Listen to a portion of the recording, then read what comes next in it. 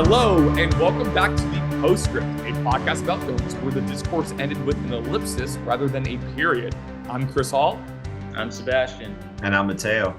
And on this podcast, we will be reassessing films of recent memory where the discourse was left unsettled. We will try to provide more definitive takes on films that generated a lot of buzz upon release, but the reputations have since become a bit murky. Movies that make you ask, where are they now? Last week, we discussed the once heavily anticipated sequel, Incredibles 2, which I want to say, I just found out today, it's not The Incredibles 2. The first movie was The Incredibles. They pulled a Sean Parker. Pixar said, drop the. It's just Incredibles 2, which I just had to share. Didn't even notice that. Right? Drop the. Just Facebook. It's cleaner. On that pod, we all pretty much agreed that while the movie suffers a little bit from an excess of ideas, there's still a lot to love, and that definitely wasn't deserving of some of the hate it received back in 2018. This week, we will be talking about our first Best Picture winner on the pod, Alejandro G. Inarritu's 2014 film, Birdman, or The Unexpected Virtue of Ignorance. How did we end up here? This place is horrible. Smells like balls. We had it all. You were a movie star, remember? Who was this guy? He used to be Birdman. I like that poster. You wrote this adaptation? I did, yeah. And you're directing and starring in your adaptation. That's ambitious. The film follows Regan Thompson, what a name, a faded Hollywood actor played by Michael Keaton, who is best known for playing a superhero known as Birdman, as he struggles to mount an ambitious Broadway production that he hopes will revive his career. Let's start here. The movie, as you probably already know, was a critical success. Got a 91% on Rotten Tomatoes, an 87 on Metacritic. And while it may not have been, the blockbuster that Incredibles 2 or even Gravity was, on just a $17 million budget, it grossed $103 million, which is... That's crazy. I wouldn't get that.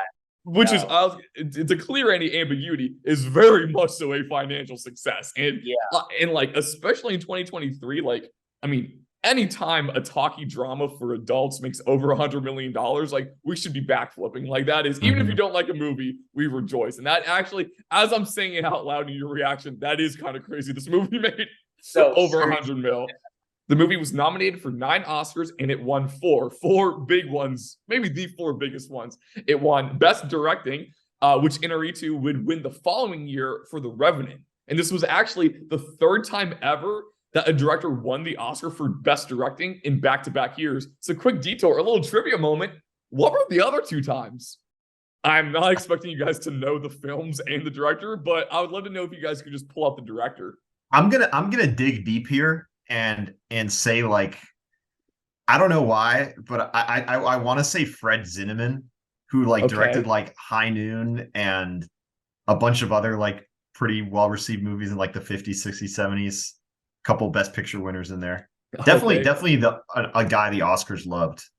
I mean, I don't think I'd be good at this. My Oscar knowledge stops beyond the 21st century. That's valid. Okay. The first was John Ford. The goat. For the Grapes of Wrath in 1940 and How Green Was My Valley in 1941. And then Joseph Mankiewicz for A Letter to Three Wives in 1949. I mean, where were you guys? It's where that's all that he wins the A Letter to Three Wives Postscript podcast. And then All About Eve in 1950. So, a little trivia. Never heard of it. I will say, I don't want to get too ahead of ourselves, but How Green Was My Valley Postscript would kind of be amazing. Mateo's pining for a How Green Is My Valley Postscript. We'll just, and for those going, the freak is he talking about? That was the movie that beat Citizen Kane in 1941. So that, as much as that movie bangs, that is its reputation. So moving on from that, Birdman also won Best Cinematography and was the second in DP Emmanuel Lubezki's three-peat, like we mentioned on the Gravity podcast, the three-peat began with Gravity. Then he won for Birdman the next year, and then it ended with The Revenant the next year, another collaboration with Inarritu. The film also won Best Original Screenplay, which is something I know we will return to in conversation, likely in the postgame, especially for a film that's known for its visual components more than anything else. And lastly, Birdman took home the big award of the night, Best Picture.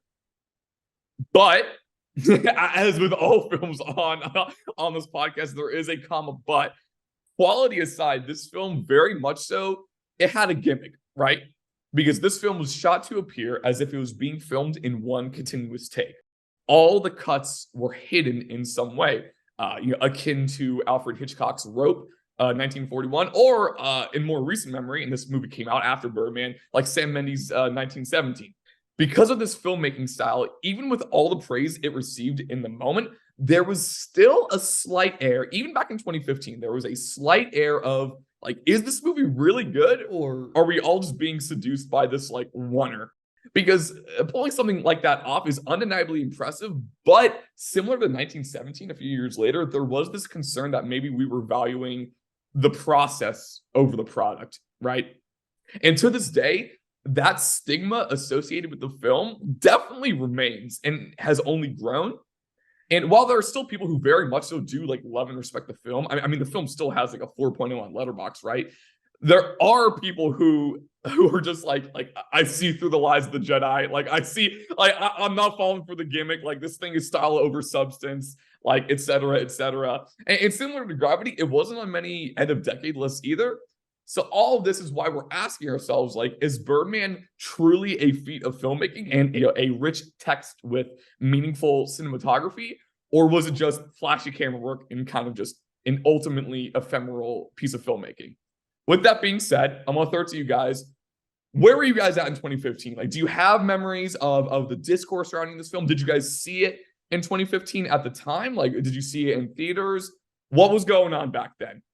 So I did see this in theaters. Okay. And it might have been like one of the few kind of like Oscar contenders that I saw in theaters at the time. Right. And I was very impressed by the oner, but what sat with me, I think, more about the film was kind of its dialogue and the style.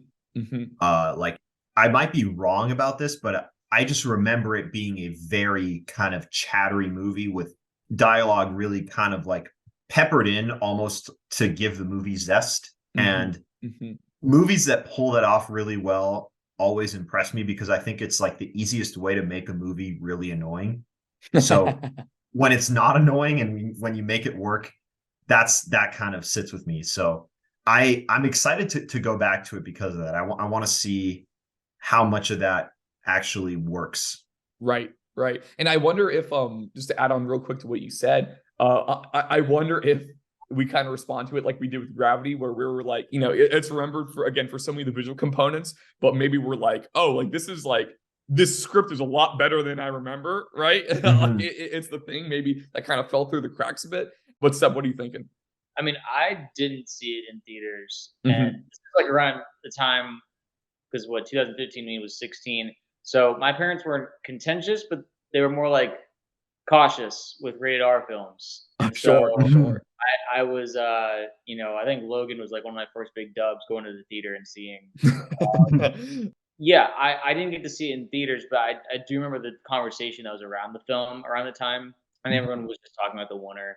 They were pretty impressed by it back then. I remember people saying that like the film is good beyond it, but I felt like very quickly after the film released, there was like kind of a heel turn that happened, and I don't even remember exactly what that conversation shifted from. It's a good movie, but it has these flaws. I can't remember what the flaws were, to be honest. I remember not being the biggest fan. I remember being one of like the Birdman is overrated crowd, and I can't remember why. I'm very excited going into this because it's genuinely almost like a new experience. I remember it's like the actors more than anything being strong. Yes. But screenplay, once again, like you mentioned, I just have no idea like what that's going to entail, what that experience is going to be like. I mean, it should be good, but like. Right. That's really funny. I love it. You were just like a physical manifestation of for this movie, like what this podcast is. It's like I have mixed feelings, but I don't know why. Like that is so perfect. And I should mention though, over time, I was like just started bumping up the score on Letterboxd from like started at a 6 out of 10, went to a 7. I think I was sitting at an 8 already. but yet we're still bringing it on here because there's still that. Yeah, but there's always just Right. for some reason people have problems, but it's like vague. It's so vague.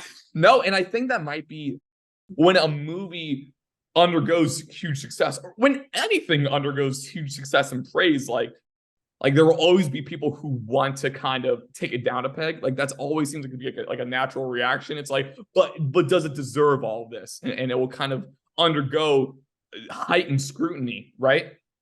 And for something like this, and like we've already touched on a little bit, again, this is such an audacious film and it's so in your face that it's not hard to just like pick one of its ingredients, maybe out of a hat, and be like, this was too much, like, or this wasn't for me, or like this was vain, like it's very easy to kind of just pin the tail on the donkey in a movie like this and be like, nah, this actually isn't that good. You know what does surprise me is if you look at what it beat out for Best Picture that year, the competition is not as deep.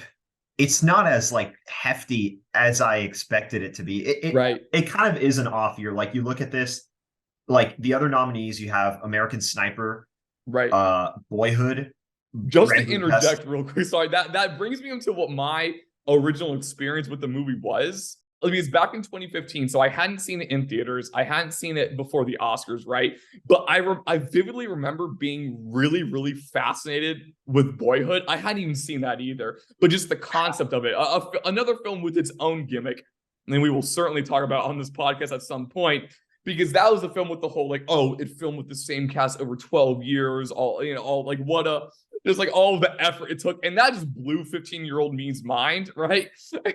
And from what I remember, Boyhood had a lot of juice in the Oscar race. I think people expected that one to win. No, exactly. That was the favorite. Exactly. Like from what I remember, that was the front runner for a lot of stretches, and like a lot of Oscar races, it kind of it went from, oh, this is going to win, to, oh, now it's quietly a 2-horse race, and Birdman got a lot of steam at the end. And again, even though I hadn't seen either film, I remember being like genuinely salty when Birdman won Best Picture and Best Directing. Like I just for some reason felt so bad for like Richard Linklater like pouring 12 years into Boyhood and then just getting robbed by the Bird movie. Like I was like, come on, guys.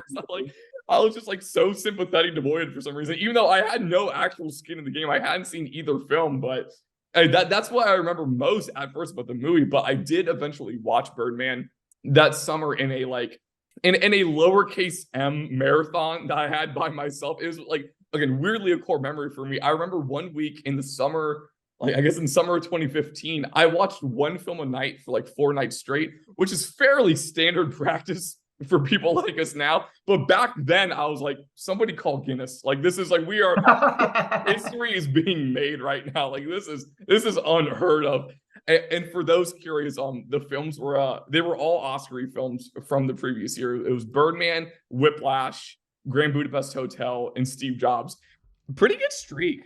In which 2 of those, Whiplash and Grand Budapest, were also up for Best Picture that year. And what was the rest of that list, Mateo? What else was up for Best Picture? So I think the 2 that kind of stand out the most are Grand Budapest and Whiplash. Like I think those are the ones that, like, if you ask people nowadays like what some of their favorite movies are, you could very easily hear those 2. But like the other ones, it's like American Sniper, Boyhood, Imitation Game, Selma, Theory of Everything. Not really like the heaviest hitters nowadays. Right. So I think, I don't know like what makes people so indignant at Birdman, because it's not like, it wasn't like coming up against this like kind of crazy competition to beat out for Best Picture. Unless you're really like a Whiplash or a Grand Budapest truther, which I am not for either one of those films. Like you're in the minority, Mateo. I know, I understand that. For me, it's not really like I don't really understand what there is to be upset about. Like, but I don't know. I guess that's kind of why I'm so curious to watch it again, you know? Right. No, because in retrospect, it's like, yeah, a lot of folks probably would choose Whiplash or Grand Budapest if we had like a retrospective Oscars kind of thing. Birdman did not beat Citizen Kane, right? Like, Yeah. it wasn't. It's not like Birdman beat like Moonlight or Mad Max Fury Road or one of these films that dominated these end of decade lists, right? Whiplash is in my top 10 of the 21st century. So for me, that's fair. That's no. I mean, personally, I as of this moment in time, I prefer Whiplash over Birdman. But I also haven't seen Birdman since that epic summer night, back in 2015. And again, I really don't have much more meaningful analysis other than I felt like it was hard not to be impressed by it. It felt, pretty undeniable. But a lot of time has passed since then, right? I want to speculate. I love speculating. I want to speculate a little bit about why this movie maybe doesn't have the same amount of love. And specifically, you talked about how like people might just pick out an ingredient and say they don't like it. Mm-hmm. I think the movie is like, from what I remember, the movie is it's very centered around like kind of like a very sort of like specific like niche like art community, because it's about like stage players, and like they're not kind of like they're going for this very sort of like literary high culture kind of vibe, which I think that sort of dialogue and that sort of community is something that can very easily annoy people when you're like watching those people work in a movie, like, oh, these are all snobs, like I don't care about these kind of people. But I really like movies about people like that, so I'm getting so excited to watch this movie again. Let's go. I was just about to say, I mean, when Chris was describing the description for the film, I was like, this sounds like absolute Sebcore to me. Like I would be all, just like you were saying, Mateo. Like this sounds like the kind of movie I'd be all over. My theory for why I didn't enjoy it as much is I just watched it at the wrong time. Like I wasn't the right age to be like really like soaking in these themes and the message that the film was trying to like tell. I don't think my brain was mature enough yet. And now as a 24-year-old, it's I understand everything. I'm just kidding. But I do think though I am in a better spot to probably digest the film. And I think the timing is going to be very interesting to watch this. I can't believe we haven't brought this up, but this movie is about an actor whose whole legacy is kind of defined by playing a superhero character. And in this era of like just insane superhero movie burnout, like I wonder how much more timely this is going to feel than in like 2014, 2015, when like people were like lining up to see Age of Ultron, like filling up theaters. It's going to be interesting to see how that legacy plays into how we're going to remember this movie now, with all this baggage that is associated with superhero movies now. Even at the time, back in 2015, there was already the metatextual reading with Michael Keaton in the lead role, who his iconic role like was Batman, and he's had a good career outside of that. But even when first discussing the film and in talks to join it, like he asked Inarritu, he was like, "Are you making fun of me in this movie? Like, is this like?" It was like the euphoria, like, is this play about us? Like, is that like? But then once he talked about it with Inarritu more, he understood the vision more, even though obviously the extra reading still applies very much. I remember you were talking about how the movie, it kind of has niche subject matter a little bit. And again, that's just like catnip for people who want to throw just like pulling up from 30 people, like, oh, self-absorbed, this movie. Just like so easy just to like, especially when it's like a one, or be like, oh, this movie's just up its own butt. I've definitely heard that a little bit with Inarritu kind of in general. But this movie is like, it was about things that he, like Inarritu himself, had lived through and was like currently living through in a lot of ways. He'd only made like very grim dramas up until this point, but he was like, this thing has to be funny and self-irreverent, or else it very much so will appear like self-absorbed, like woe is me, like look at my plight. And I think that is ultimately why the movie probably had the success it did, and maybe that the success it will have with us. And when it comes to like the oner itself, I just love this one quote so much. So Emmanuel Lubezki is the cinematographer, and it said, after reading the script, Lubezki was worried that Inarritu would offer him the job, since Birdman, quote, had all the elements of a movie that I did not want to do at all. It was a comedy. It was studio work, and it had long takes. And he was like, "Freak this!" But again, after talking with Inarritu, he was like, "Oh no, I get it. Like I'm all in." Because he just said he wanted to, quote, submerge the protagonist in an inescapable reality and take the audience with them. Part of Lubezki's concern was that there were no reference films. It's like Rope is constructed in a similar way, but even then, that was a chamber piece. And so again, like this thing had to be so heavily rehearsed, like heavily blueprinted. And I was really fascinated too, because I read that the editors of the film, there were 2 editors for it, they were both involved like in pre-production from the get-go. Because if you think about it, with a movie like this one, like there aren't many editing decisions to really be made in post.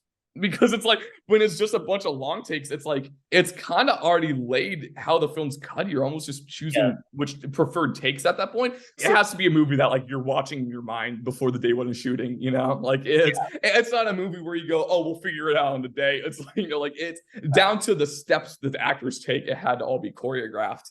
I don't think they would put this much effort into something that they wanted to make because like, wouldn't it be cool if we did a oner? But again, we'll see if that reads through. Like, the intention's great, but we'll see if that ultimately comes through. I know, like, and we're getting ourselves like pumped up to watch this again, but I do want to ask, like, do you think there are any potential like pratfalls, like traps that this movie could fall into on the rewatch? Like anything that I'll throw that back in your face. Do you think there are? I think the one thing that I'm worried about is I wonder how you get that look to really be good, because like obviously the camera movement, you know, you're gonna have that very meticulously staged and done, but like just the lighting, I feel like that is so difficult to do well for a movie like this. And I feel like the visual element can really go a long way to making this movie either feel like very kind of like muddy and artificial or feel real. And I think the cinematography element, I feel like, of just the basic stuff, not the elaborate oner, but just the simple basics. I wonder that has to be so hard to pull off in a movie like this. The thing that was coming to my mind was just like, how, can you make kind of the staging of the actors feel realistic and like genuine? When you think about, you know, the Before trilogy, and like everyone just talks about how well those scenes are staged, where just it all feels very natural. Exactly. Will it feel that way in this film? Like, or will it just kind of feel like almost overly directed? I think that if I go in with the intention of trying to enjoy the film rather than trying to beat it, because I think there's a lot of people who watch this film thinking like, I know better than the film. I know the tricks that it's trying to play on me. Let me outthink it or outsmart it. Even though if you go in with that, you know, mindset, you've already lost. Yeah. Most of the time, you should just go in and just be like, "This is the intent of being a positive experience. I want the film to try and you know touch me in some kind of way, or I have a laugh, I cry, something, whatever you know the film wants to do to me. I'm gonna allow it to do to me." So that's kind of how I'm going into this one. Right. That was really beautiful. Yeah. That was really nice. Well, let's go. Yeah. Thank you. And you're right. This is a movie that like it could be very easy to have CinemaSins brain on it and be like, oh, that was a cut. No, I saw that cut. It's like, come on, man. It's like, are you really gonna knock a star off because you saw that one cut? Like, so being able to see the forest for the trees on a movie like this does feel important. And I will say, at the very least, I'm really excited for the performances in the movie. Like, this is a really fun cast, which you were talking about before. I mean, we got Michael Keaton, we got Edward Norton, Emma Stone, Zach Galifianakis, Andre Riseborough, Amy Ryan, Naomi Watts. Like, there's a world where, like, in the post game of this podcast, we realized this was like the best performance of the decade for like 4 or 5 different actors in this thing. You know, it's like, you know what I'm saying? Yeah. One of, if not the worst non-best picture blunders from the Oscars in this decade, or maybe even this century, was I know exactly what you're gonna say. Yeah, aside from Brad Pitt and Moneyball, Michael Keaton not winning Best Actor in 2014 is just such a fumble. Like, there was nothing more heartbreaking than seeing Michael Keaton like put away his speech note cards as Eddie Redmayne took the stage to accept his Oscar. Like, golly, like for the theory of everything. For the theory of everything. One of the ultimate, that guy has an Oscar? was Eddie Redmayne in 2014 winning for The Theory of Everything. Like it was, that win was on such a silver platter for Michael Keaton because they clearly loved the movie, and it was such an It's Time Oscar as well. Like it wasn't rocket science. Like, this is a pre-rewatch conversation. It's like we're gonna leave being like, yeah, he deserved it. Like I'm sure we will be saying that. We don't need to rewatch Theory of Everything to know that. Yeah, but I don't think there will be a Theory of Everything Postscript pod. I'm so sorry to all the Theory of Everything stands out there. That being said, a lot of fun actors in this movie. I'm excited. I hope the movie has the magic that I want it to have. This is a movie that I believe in this movie. Yeah. We believe in Birdman. I'll be wearing like I'm gonna make some like Michael Keaton should have won the Oscar shirt and just wear that guy around LA. And also now that I think about it, were there this kind of because oners in recent years have become a lot more trendy. Was this the movie that kind of set that in motion? I will say 100%. 100%. I'm looking at the list 1,000,000,000%. Yeah. Wait, the list of what? Of films that were shot in one take. Afterwards. It goes way up after 2014. Oh, really? Oh, okay. That makes all the sense in the world. I mean, even me. I was doing my first short film at University of Florida was a oner. Right, So, like, right. I was thinking about Birdman at the time, so Well, shoot. that's just the thing. Yeah, so it does have a legacy to an Yeah. extent.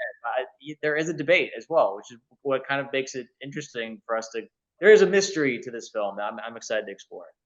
Yeah, no, absolutely. All right. Well, with that being said, let's give it to the rewatch. All right. Unfortunately, Screenslaver does not await. We can't say that this time, but We believe in Birdman is. but we believe in Birdman. All righty. See you guys on the other side. Music. He's a Hollywood clown in a lycra bird suit. Yes, he is. But he's going out on that stage and risking everything. It's about being respected and validated. Remember, that's what you told me. That's how you got me into this shit. I got a chance to do something right. I gotta take it. Let's go back one more time and show them what we're capable of. Birdman! There you go, you motherfucker. And we're back. We just finished our viewing of Regan Thompson's What We Talk About When We Talk About Love. Reviews coming for that after this pod. But no, okay. So up until this point, in these post games, like us three have been operating in almost complete like just unanimity. We've seen eye to eye on most points so far, but we all knew deep down eventually that would no longer be the case for all movies. And from the brief discussions us three have had outside this pod, it seems that day is upon us, right? So I have opinions myself. I'm going to start as more of a moderator for this movie for the sake of getting to the root of this thing, right? So with that being said, Seb, why don't you kick us off with your general thoughts and takeaways post rewatch? All right. Well, I had a cautious outlook on this film going in. I was a little concerned.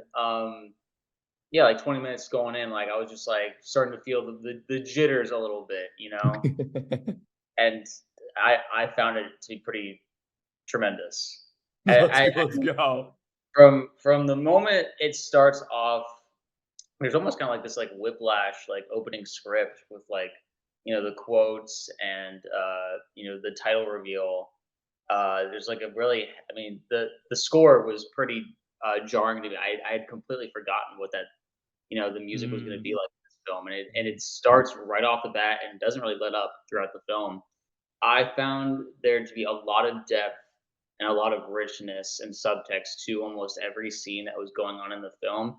And I saw the film tackling identity crisis, family drama, a lot of different Hollywood tropes, like what does it take to be a creative versus a critic. And a lot of films have tackled these things, but I think that there is a fine-tuned balance to find in the gray area where you're not preaching, you're just exploring. And so this is where I found that film to tell that line beautifully. I just had a great time with the balance of humor and drama. The camera is a character throughout the film, and I enjoy that it would change between like this very handheld version of itself, and then there's like very smooth cinematic version as well, especially in transitions between the days. I mean, I'm going on and rambling, but I just found there to be so much to talk about and enjoy and respect that I by the end of the movie I was just like, what a clean 2 hours! Like what a great time I just had. I just it flew by for me. I love the camera as a character. That's a great read for sure. But Mateo, what do you? I mean, hit his Ooh. his Okay, Mateo so takes. I do wanna preface this by saying that I know for the audience that listening at home, you listen to the first half and then you hear a little bit of music and then you just go right into the second half.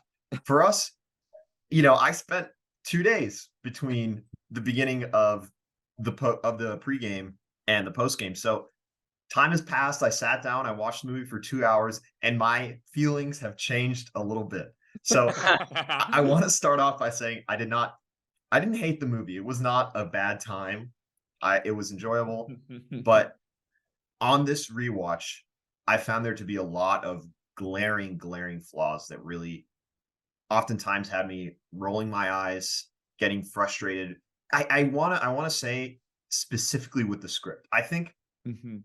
I didn't have a problem with the cast. I didn't have a problem with Iñárritu's direction of the actors. Even the oner, I think, is on a technical level masterful. But Mhm. the script, particularly the dialogue, I found to ring so false so much of the time. Whoa. I just think like the way that it like sets up like its character relationships is like so cliche. I don't know. Like I think it just goes for the easiest. It goes for the easiest way to establish a character's relationship with somebody else. So like, I think you can look this up, but I think Emma Stone's she was nominated for this movie, was she not? Yes, she Yeah. was. Yeah. So the monologue that plays for the Oscar reel when they have that, Right. it has she's like just like monologuing about how, Michael Keaton's character has become irrelevant. And she goes on a rant where she says, you hate bloggers, you mock Twitter, you don't even have a Facebook page. It dates the movie and it felt false to me. Like I don't see these characters like I think the way that it sets up the adversarial relation between critic and Mhm. actor to be like it doesn't feel real to me. Like I don't think of Mhm. critics like saying I'm going to kill your play before it even comes out. Like that's not a relation that feels authentic to me. And I think those unreal moments of dialogue, they feel so fake. They don't feel earned to me. They just feel false. They feel like this is just a worldview that Iñárritu has that just does not correspond with reality. And Mhm. that was just it was too jarring for me. And it gave me very mixed feelings. I'm sorry if I'm rambling, but No, no, no. I'm trying to work through it, live on air. I'm working through my feelings about this film. I want to explore that further. So you're thinking that maybe it feels like to you maybe that sometimes the characters are more so mouthpieces for Inuyutu in the writers as opposed to characters with own thoughts themselves. I mean, that's the perfect way to put it. Like, I think actor, the critic Mhm, creator relationship, which mhm, is relatively small, but it's like relatively small in terms of runtime, but definitely like kind of has an outsized role in the story of Birdman. I want to compare that to another film that has an adversarial critic creator relationship, Ratatouille. Let's I go. think what's cool about the way Ratatouille handles that relationship is in the end, it's not like fully like taking a side and like saying like, oh, like critics are like useless and like stupid hacks. And it finds even though it's like overall critical of like the like position that Anton Ego, the critic of that film, has in society, it finds a role for the critic that ultimately understands why those people exist. And I think Birdman doesn't really do that successfully. It doesn't like it just comes off fake to me. Like I said before, it like this character just comes off as like a cartoon villain in a film that's Mhm. supposed to be this like even though it has these very surreal moments, it's supposed to be grounded at the character level, and I don't think it pulls that off quite well. I completely Okay. disagree with grounded. I think this film lives in a heightened reality for most of the time. I think that I mean, it even comes from him using telekinesis to throw things around the room, and I believe that this film is doing its best. Yes, at sometimes to be like use mouthpieces to kind of explain certain feelings that the script is trying to portray, but because I did notice that there are a lot of like monologues that Mhm. feel like the director is like almost talking to the audience, and I completely understand why some people can feel like, dude, stop preaching. I just want to watch a movie. But for me, I've found those moments earned because the in between moments that are so quiet and live with the characters, whether it's Reagan on the street trying to like make his way through the crowd in his underwear, which I found to be a terrific set piece, uh, and or him getting on the roof, people yelling at him like, "Is this for a movie or is this like, are you just like crazy or something?" Like those moments are so good that when he starts flying, oh my gosh, the moment where the guy tries to bring him down, it's like, "You know where you're going?" He goes, "Yeah," and he just runs and jumps off the roof. Like Mhm. those moments are so good to me. I found this film, the core of it is being at war with yourself Mhm. and your body betraying you. There's a moment where he says, I'm effing disappearing, which Mhm. I found to be like really striking in the moment where he said that. And it's like your mind telling you that you're you're still something that you were, even if you don't want to be that version of yourself in the past, and that's like battling with what you want to be, what you believe. And I think the film even states that at the beginning, like, did you live your life to be like, was it what you wanted?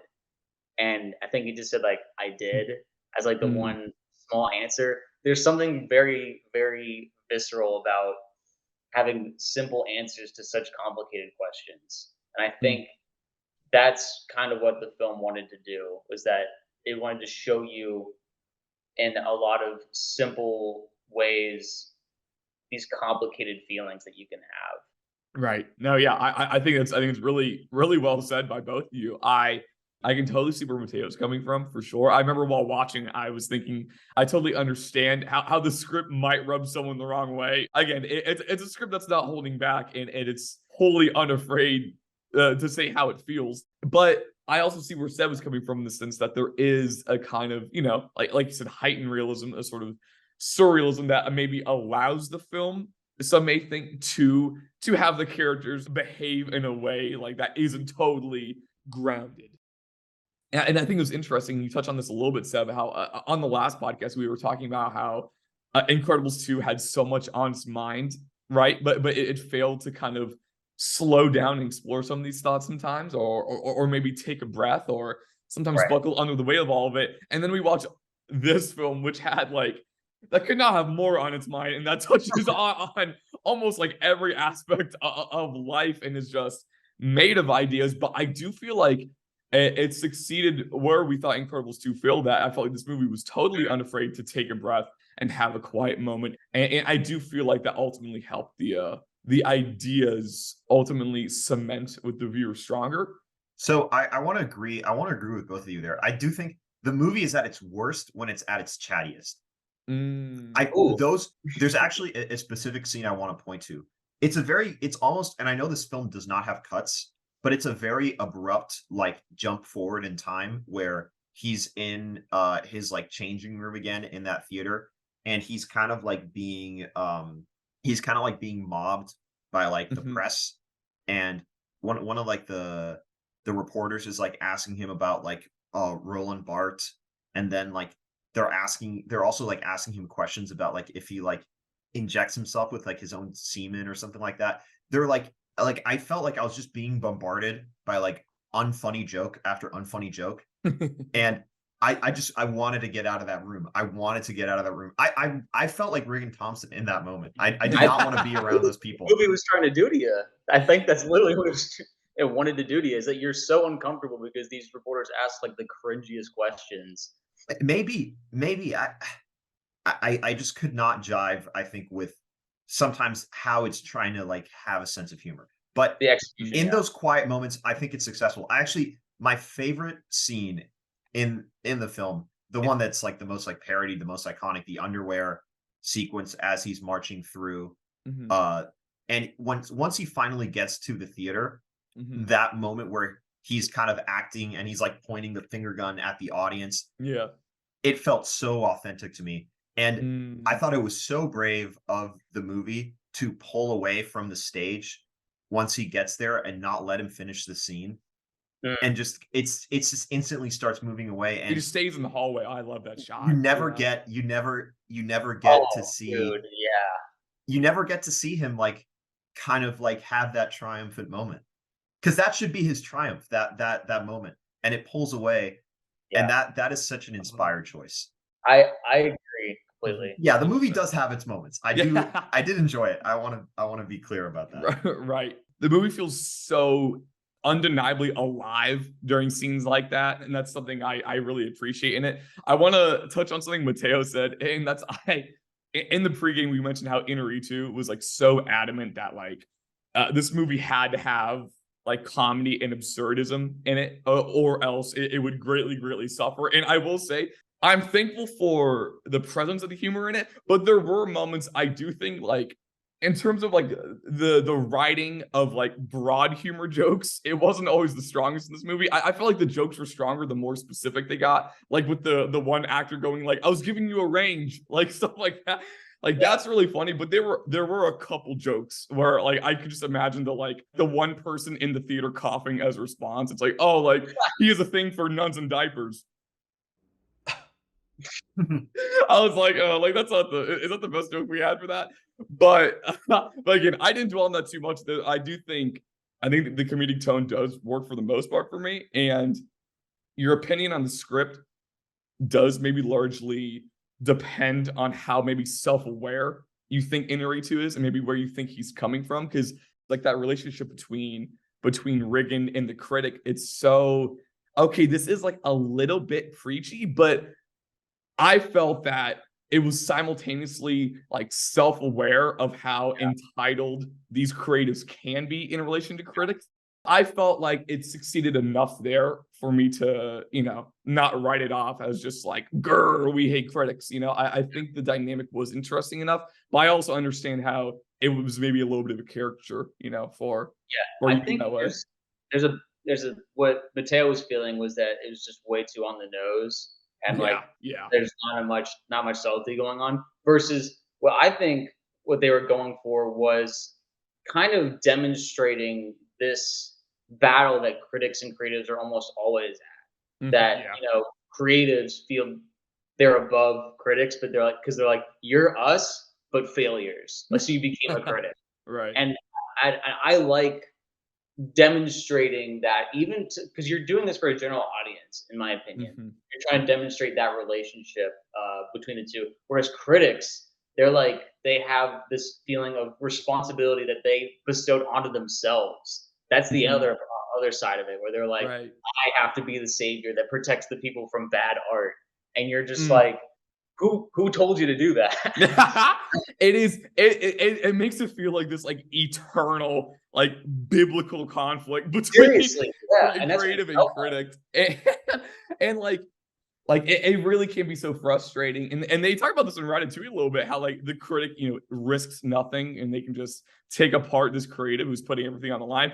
But it did make me understand and appreciate more, the kind of like checks and balance system of the critic to like it is important for critics to be the objective third party in the room and be like, the viewer deserves better. Not to get like too like broadly philosophical here, but there is so much of the work of great critics is looking at work that has been overlooked and underappreciated Sure. and bringing it into the light, or like looking at something great and giving people a deeper appreciation for it. And I think in so much of this adversarial media that like kind of like always shows them at odds, you miss out on what I think is a very like important and oftentimes like revolutionary role that a critic can play in like making people reevaluate and Mm. look at something again. Right. And obviously it's not the responsibility of Birdman or any film to explore that, but when you're kind of like treading over this ground again that I think has been tread quite a lot. I think you kind of maybe you have to try out something new, and I don't think it pulled it off. But I don't want to keep like kind of talking about the script because there are other things about the movie that are so fascinating. Yeah, no, I was about to say, I was like, and this one little wrinkle is only one aspect of the movie, and I feel like that maybe speaks to kind of how like effortlessly the movie shapeshifts a lot of ways through the themes, or maybe even stylistically in a way. And it always did it in a way that was never really jarring for me, and I felt like it kind of did service to all these different angles of the movie. And I just say this in comparison to Incredibles 2, where we're just like, this thing is overflowing. I do think this movie had a better grip on that, at least for me. I know I'm breaking the objective moderator a little bit, yeah. But Steph, any last quick words before we move on?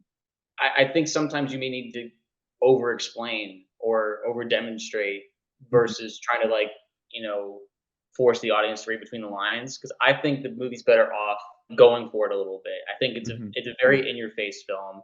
I mean, he really throws stuff around with the force in this film. So, I don't, you can talk about like what that means, of course, which I still want to eventually, but it's not trying to like make you wonder, is he really moving that thing with his mind, or like, yeah, top 10 force sensitive users more powerful than Vader. Number 7, Regan Thompson. Yeah. But he beat Anakin Skywalker. Regan confirmed to appear in Ahsoka.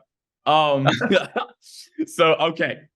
Moving on, I want to say there were 3 quotes I thought about a lot while watching this movie, and we'll start with one of them. The first was from Quentin Tarantino in the year 2022, just last year, because this echoes something Mateo touched on a little bit in the pregame.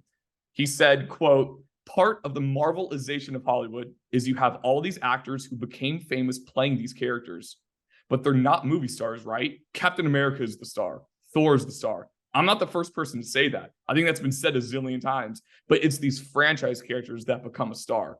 And no one really wants to see these people play any other role, right?"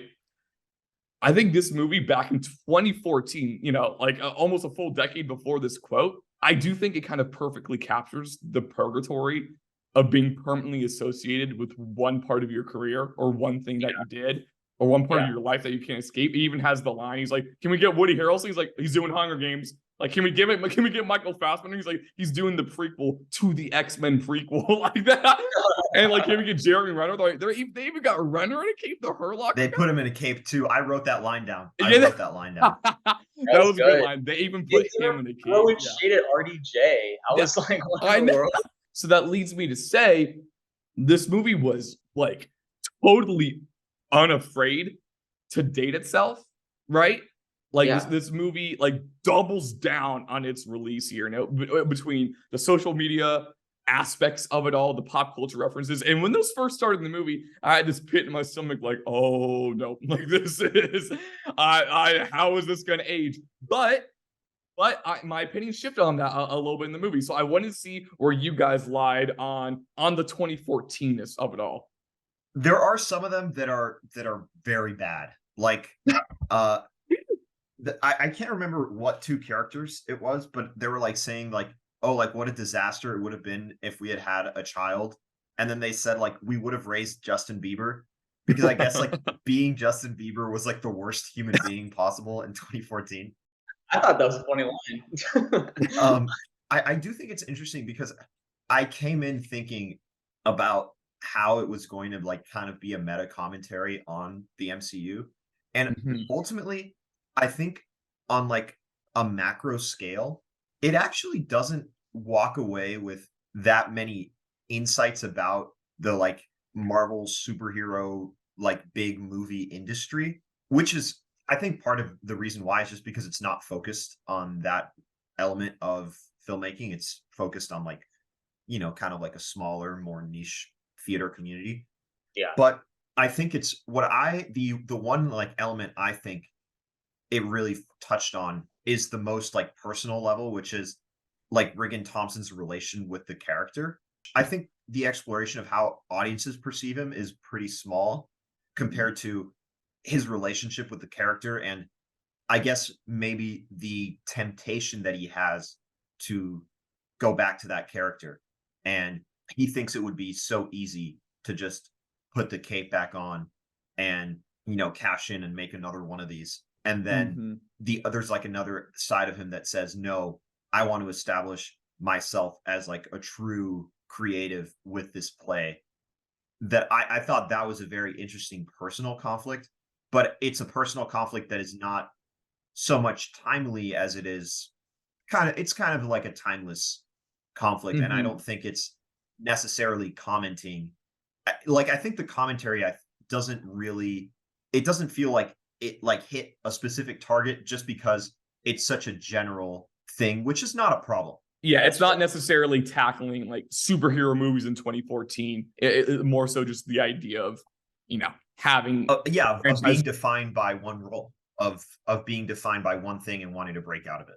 And just the form that takes in 2014 is superhero, but in other years it could have been something else. Yeah, that's fair. I wanted to bring up the fact that, well, it's also interesting in a meta-contextual way of Michael Keaton's career, like put on cape one more time, and he just did Batman in the Flash, where he's just like one more time, and it completely bombed. I thought that the film is going for a much more universal theme of identity than people give it credit for, maybe. That you have something that you love that you're very passionate for, and other people either they'll believe in you and tell you this is what you should be doing, and then yet you still don't believe it in yourself, and you're like wrestling with the two sides of like, I should have done this one thing in the past versus you got to keep pushing, or you're a failure, and you're doing the angel devil thing. What I thought was awesome was that the voice in Michael Keaton's head is literally like the first thing you hear in the film, yet you don't see the manifestation of Birdman, of his other self, until like an hour and a half into the film, which I thought was also a great sequence where he's walking right behind him and he's just basically like crap talking him right behind. Yeah. That's a fun scene. Those sequences are so beautifully directed, in my opinion. They're effective, and he knows really how to make you jump into his skin and just feel like it can be really scary being in the disappearing act of your own life. Wow. Yeah. Well said. Yeah. And yeah, I mean, just to put a bow on it, I as 2014 specific as it was crazy seeing almost a decade later, like how much hasn't changed. But I also love the way this movie captures this moment in Keaton's career, right? And you already touched upon it a little bit, but I do want to move into the cast now and just the acting. And this brings me to another of the three quotes that I was I was thinking during this movie. And this was, I don't remember this quote word for word. This was something I heard Steven Spielberg say. He was talking about shooting actors, right? And he was like, if you shoot them in singles, if you shoot just one actor in a frame, you can kind of craft their performance in the edit. Not every take has to be perfect. You can kind of almost make them look good in post.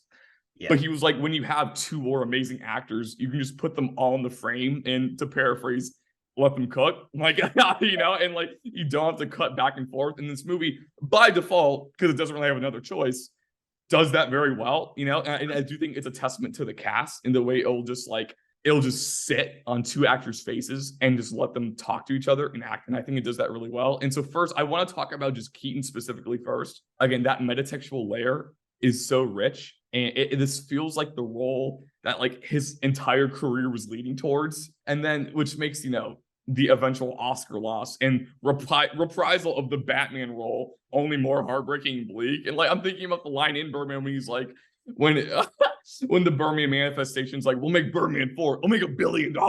And then the Flash, it was like the super bad meme when he's like, $7? We made like no money. And so, but truly, I like shouldn't detract from like, I think how spectacular he is in this role. And like, simply put, like he has to carry this movie on his back. And I think he does so gracefully. And for me, it was a true, like, I can't imagine anybody else in this role, for countless reasons, especially with the added layer. I think Keaton is the best performance in the movie. And this goes back to the underwear scene, but I like the performance within the performance that he's doing as the character in this play.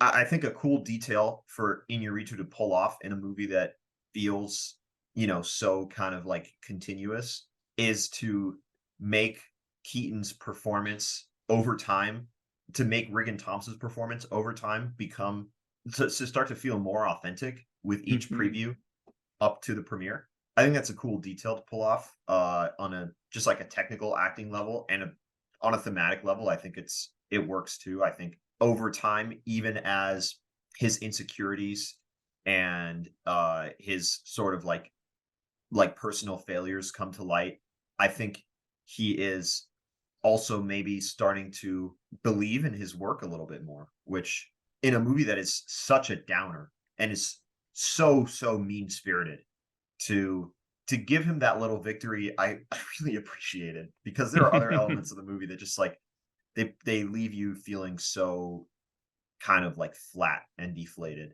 And I love having that moment of hope that is brought to light by Michael Keaton's performance. Yeah, Well said. I agree. I think that the film explores a really interesting dilemma that actors face: the blending of who you are on stage versus who you are in your private life. Like, how can you draw the line, or is it always going to be kind of muddy, like in the sand? I think there's a reason why they chose a beach and even jellyfish as kind of this odd little pairing of, the darkest moment in his life. That it's all very confusing, and it's not, you're never sure what is happening to you or what you are. He didn't even realize jellyfish were on his back until he was out of the water. And I think that those kind of moments to me are really interesting. They don't really talk about what he thinks about that moment, but he just explains, like, this is something that happened to me, and they leave it at that. So that's where I think the screenplay, there are moments where it shines. So yeah, the blending of life between acting, I thought was done really. No, I love that, and I love when an actor has to play a character who's playing a character, and because it's not like Regan Thompson is as good of an actor as Michael Keaton, and so he has to gauge. That's something maybe an underappreciated aspect of DiCaprio's performance in Once Upon a Time in Hollywood as Rick Dalton. He has to like act as Rick Dalton at different points in Dalton's career, which I think is just a really fun thing. But no, I had a feeling. I wrote down, I was like, if there's anything that unites the three of us, it'll be Michael Keaton from this movie. That is like the big handshake emoji from this movie. I do want to talk about Edward Norton though. I was just about to bring him up. He is so much fun in this movie, and he just eats up every scene he's in. And it made me like, he's been in more stuff lately, but it just made me wish he was in more stuff. But I want to throw to Seb, because this is a Seb core character for sure. Like that. Well, that's the thing. I thought he wasn't going to be at first. When the first scene that he was in, I was like, this is too much. Like, I'm getting a headache, because he was like the over explaining and over directing that he was giving to Michael. Yeah. But that to me, I'm just like, I thought the screenplay was failing his character, because it was just like it didn't feel authentic the way he was bouncing off of Michael. He was just like perfect line read after perfect line read after perfect line read. There was nothing that was like, it felt too clean. And I was like, I kind of love that scene. I'm not gonna lie. To me, it's about taste. I just didn't. Sure. I wasn't into that character introduction, but every scene afterwards, I thought was much more well executed, because the other stuff felt more natural, and him kind of hating himself outside of when he's on the stage. I mean, I wrote this down. He called himself basically the Batman of acting, where he's like, my real self is on the stage. And That's funny. I was just like, I laughed at that, but I was like, but at the same time, I can almost understand that mindset that some actors would feel. They can't exist in life by themselves, so they have to be someone else. And I was like, that's so interesting. And that's what they explore with this character. Yeah, I like him. I like the performance a lot, but I think I might have like a more powerful version of Seb's opinion, where I do think on some levels the script kind of fails the character sometimes for me. Particularly, I think his relationship with Emma Stone. I think those scenes felt very weak to me. A little cliche, like he's burying himself out to her because I don't know, because I guess he like sexually like harassed her before. Like it's a very strange like dynamic that I did not really feel that compelled by, but I think on a comic level, I think he is like the funniest character in the movie. Sure. Right. And I definitely understood why he's there to kind of be like the upstager, to kind of like keep adding more problems to Regan Thompson's life. Fills that role very well. I thought he was a much better foil to Michael than like the best friend character, which I was not a huge fan of. The Galifianakis, yeah. Yeah, he was not. He was the cliche part of the script. I thought that like I was just every time he's on screen, I was just like every word coming out of this guy's mouth is like some kind of I don't know. I'm your best friend, right? You trust. What do you want me to do? And I'm just like, I was like, I don't like any of these scenes, or even at the scene at the end where he's just like, this is what you wanted. We got it now. And I'm just like, why are you here? Can we just have like, the family talking here? I don't know. That's that Edward to me is the core of like the foil that worked. Yeah. I was gonna say, I think my favorite parts of the movie are when Keaton and Norton are going back and forth. I think just like the sheer acting power on screen and just like the movie is the most alive during that. And frankly, I think anytime Norton walks on screen, it does there are like kind of sparks flying, especially when he's with Keaton. In terms of his relationship with Emma Stone, I get what you're saying. Those scenes were a little wobbly sometimes. I did like it. I did like the function it served, because Norton is so dominating in so many scenes, because that's kind of the nature of his character, is just so like oppressive. But I guess I do like the mechanic that, in the scenes with Stone are the only time like Norton and his character aren't really like occupying the frame the most, because it's also when like the character is letting his guard down the most, and I think that's like, even if those scenes are a little obvious, like I don't know, I do think that's I don't know, I thought that was a kind of nice little beat and shift for the character. And I do probably a testament to Norton more than anything else. I feel like he does find the humanity in a character that could have just been like just an ideal of a character, the whole like, oh, like the real me is only on stage, like it does feel more than that, probably just because of Norton. And then just from like a bigger picture Oscar sense, like I just want to say, between Ethan Hawke in Boyhood and J.K. Simmons in Whiplash, like Norton was probably never going to win for this year. But I think in 70% of other years, I think he wins. Because this is a classic like loose cannon supporting role that gets you an Oscar. And this also would have been his first as well. Like Norton's never won an Oscar either. Backtracking real quick, this is still Keaton's only Oscar nomination ever, which is like just makes it still even like a little more heartbreaking. Because I'm sure I feel like Norton will win eventually, But we've already talked about Emma Stone a little bit. It's the last actor I really kind of want to highlight, because we talked about her scenes with Norton a little bit. And I want to say in those first couple scenes with Emma Stone, I was like, oh, Nelly, this is a lot of acting. This is a lot and I don't know which way it's leaning, But for me, I feel like with Norton's character, I feel like the performative veneers of these characters do fade as the movie goes on and the more they interact with each other. I did appreciate her character and what Emma Stone was doing more as the movie went on. Like her being able to kind of like hold her own in these scenes with these kind of like, because I'm saying this because it was pretty like early in her career too. Like, because this is the movie that kind of launched her into more of a reputation as a prestige actress. And I feel like she really holds her own like against all these like, again, these like these Keatons and these Nortons and all these things. But what do you guys think about her character and that performance? I will say, like on a broader level, I do think that the script does a disservice to the movie's female characters, like particularly like Naomi Watts and Andrea Riseborough. Like I felt their characters to kind of like feel almost like manufactured for their dynamic with Michael Keaton, in a way that like then like when they like kiss, that felt like such a like random like throwaway moment, just because we see so little of like what these characters like actual like interior lives are, that like once they throw them together in a scene, it just felt like hot air. That's fair, to be honest, because like there wasn't a lot of build up to that moment. It's just something that happens and it's never really addressed again afterwards.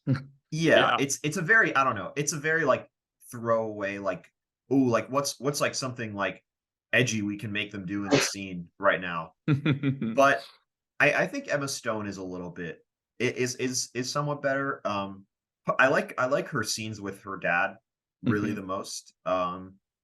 Just because I think those like familiar relationships, they often feel like they just say because of how what those characters like, beyond the movie history is, it's very easy to infer that. And then you can kind of put in some of your own experience into those relationships and get more out of them. Yeah, I mean, on a technical acting level, I think she's phenomenal. Again, all of these actors are great. If there's any problem that I have with their performance, I think it's they're being let down by the script, not anything to do with like their abilities as an actor or how Iñárritu is directing them necessarily. Yeah, I agree. I think she understood her place in a lot of these scenes, the way that either she's the one who's in with the power or without the power in a lot of these scenes very well. And I think that can be kind of hard for some actors to really stop themselves. Almost like they have to be like the one who's stealing the spotlight maybe sometimes. Right. And I think she's very good at understanding what the scene is trying to do. Yeah, she can hold the light for someone else in the scene. Yeah. Yeah, Right. it is a good supporting performance for sure. I agree. And I just want to say real quick, one thing I did appreciate, and I'm not sure if this is more of a testament to the directing or the acting, or even if it was intentional at all, but I love how in the scenes with like heated exchanges, it feels like real life in the sense that you can almost see the gears turning in the characters' heads as they're actively trying to figure out like what to say next. It's like the laying down the railroad track in front of them, like the Wallace and Gromit gif when they're like when the train's moving. Because in real life, it's not like everyone's like an Aaron Sorkin character with like a speech in their back pocket, just like in the chamber at all times. It's not in the actors look like they're trying to remember their lines way, of course, and maybe this wasn't even a conscious decision by any of them, but it came through for me in a way that I just really loved, and I think helped with the immersive whirlwind nature of the movie, Yeah. I really, before we end it here, I want to ask about the ending, how we felt about it. Oh, sure. If it kind of landed the movie for you, or if it kind of made it feel almost uneasy, because to me, this was a big topic of discussion around the movie at the time when it released. Is like, what did the ending mean?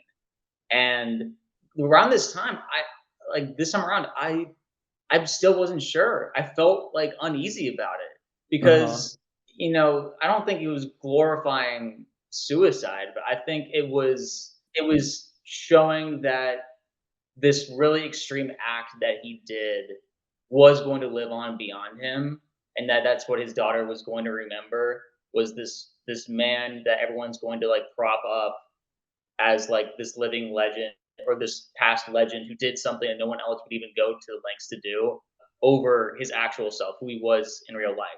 Like that's the person she's going to remember. That's how I interpret the ending. But it's still like, I remember at the time people were like, "Oh, was he actually flying?" And I'm like, why was this even a conversation? So very, very bizarre back in 2014. I think the ending for me was like, it wasn't like mysterious, but it also didn't leave me with much to think about, because I guess like the way that you interpret it is that either he's like still kind of like in his dream space and he's like imagining all these things, or he's dead. And neither one of those endings was particularly like shocking, but it just kind of feels like a continuation of where the movie's going. But the one thing that I do appreciate, that I do think is a fantastic detail, is that when he wakes up in that hospital bed and you see his face, the cast that he has over his eyes looks like the Birdman mask. Yeah, that's a phenomenal detail.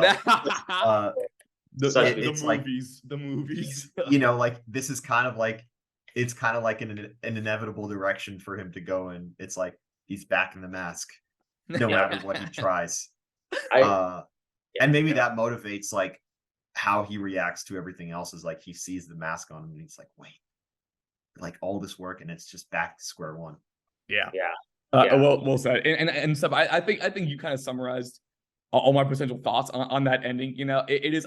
Again, back in 2015, I was just like, okay, like a 15-year-old me didn't know what to make of it. I was like, I got nothing. Back in freshman year of high school or whatever. I will say though, do you guys know what the original ending for this movie was? And I think they changed it halfway through filming.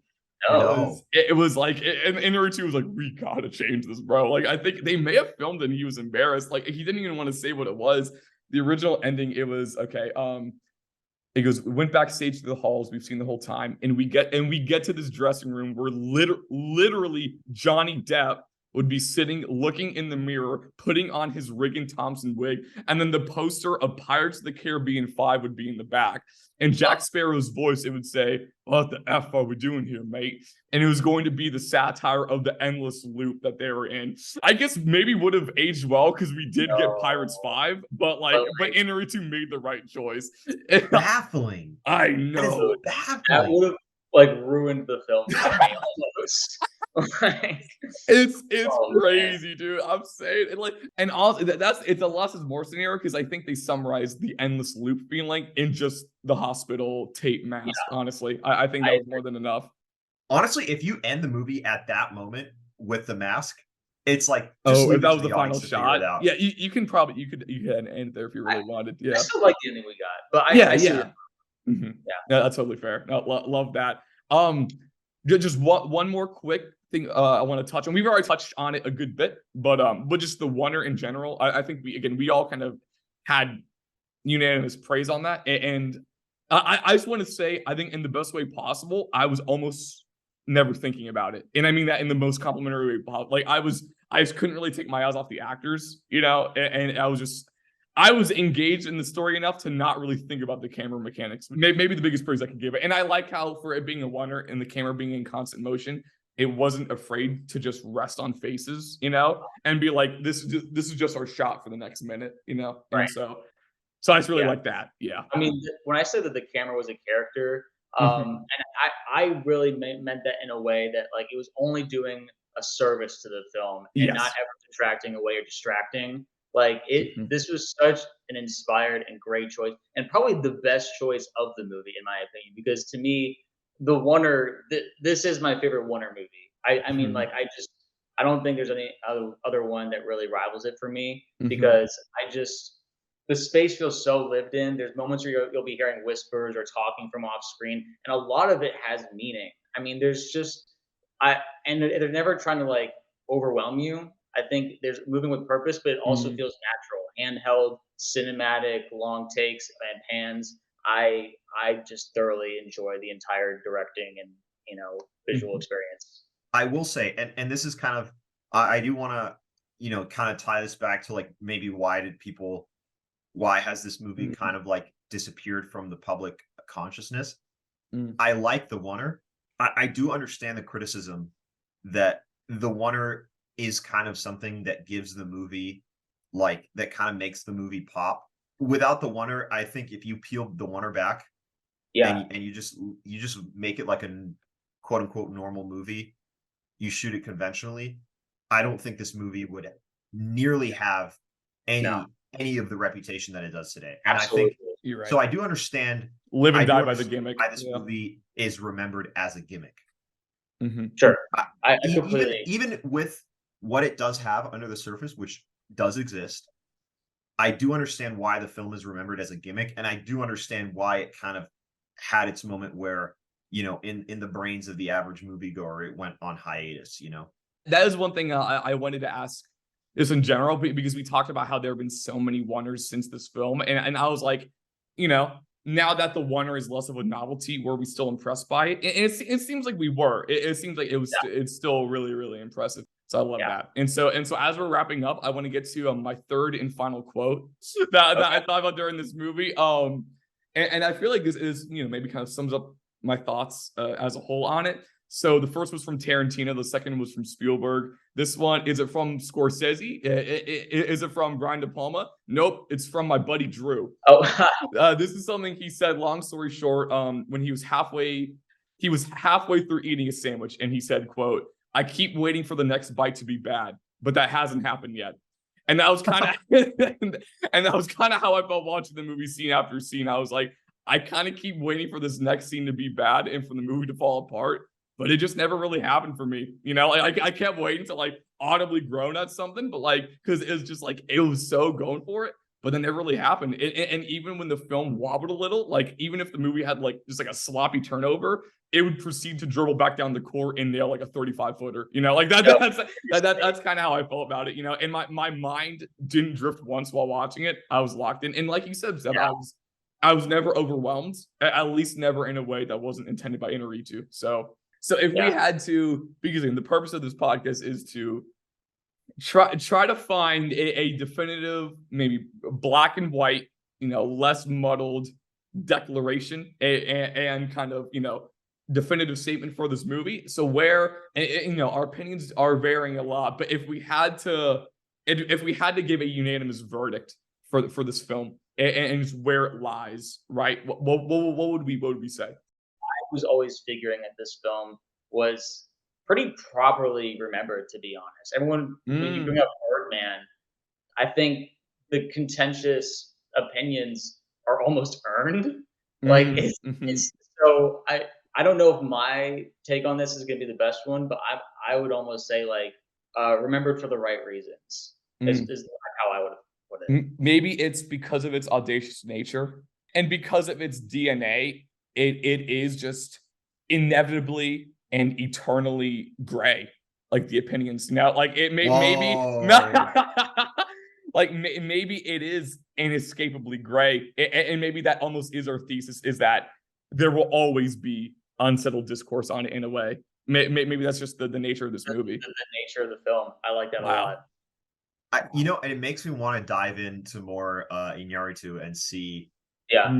I want to see how his style plays out in films that are kind of like more not, you know, Westerns. Yeah.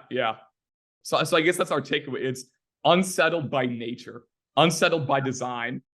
That felt good coming off the lips, you know. That felt pretty good. That was gonna hit. So I think I think we did this movie justice. I'm really happy that we rewatched it. I am too. And we can cut this if need be. Quick detour. Did either of you watch Bardo, Inarritu's most recent movie? No. No, but I'm like, this now. Birdman, like Bardo has to be Birdman, but like shitty. Yeah. This like it sounds like if you didn't love Birdman, you will hate Bardo. That's what I've heard about it. Yeah. But that's funny. And so yeah, thank you all for listening. I think this might be our longest pod yet, but I think considering the movie, I think it earns it. There's so much to sift through in this film. As for Inarritu in the future, again, I won't say when, but maybe expect a Revenant pod at some point in the future. You know, I will say, so maybe get that in the back of your minds. But who knows? I mean, could be a year from now. Who knows? But Inarritu is a perfect, it is a perfect creative for this type of podcast. But as for next week, for the immediate future, we will be revisiting 2014's Godzilla, directed by Gareth Edwards. A little timeliness for the release of the creator of Rogue One fame, or for non-communicative collaboration with Tony Gilroy on Rogue One. Yeah. Group project vibes. But no, so Godzilla will be next week. Thank you all for listening so much, and we will see you next time.